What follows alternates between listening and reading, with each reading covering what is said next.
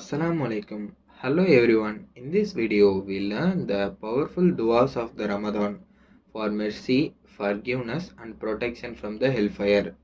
The first 10 days of the Ramadan, Allah's mercy. Rabbi fir warham wa anta khairur rahimin. Rabbi fir warham wa anta khairur rahimin. My Lord, forgive and have mercy, and you are the best of the merciful. என் இறைவனே, நீ என்னை மன்னித்து கிருபை செய்வாயாக. நீயே இரக்கம் காட்டுபவர்களில் மிக்க மேலானவன்.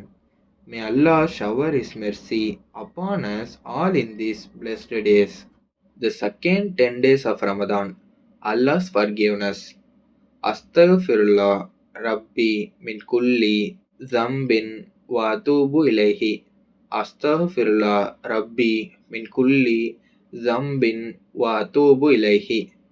I seek forgiveness of Allah, my Lord, for all my sins, and I return to Him in repentance.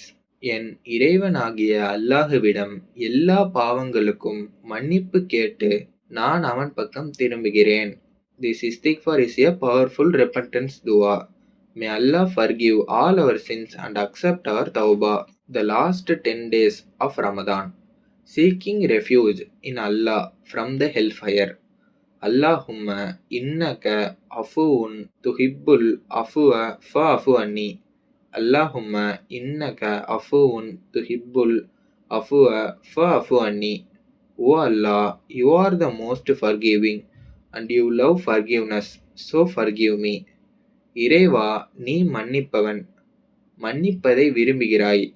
எனவே நீ என்னை மன்னித்து விடு. அல்லாஹும்ம அஜிர்னி மினன்னார். Allahumma ajirni minannar. O Allah, save me from the hellfire. இறைவா, என்னை நரக நெருப்பிலிருந்து பாதுகாப்பாயாக. This beautiful dua was taught by Prophet Muhammad sallallahu alaihi wasallam to Aisha radiyallahu anha to recite especially during Laylatul Qadr in the last 10 nights of Ramadan. May Allah forgive all our sins and grant us His mercy. Make sure to recite daily and share with others. If you found this beneficial, don't forget to like, share and subscribe for more useful videos.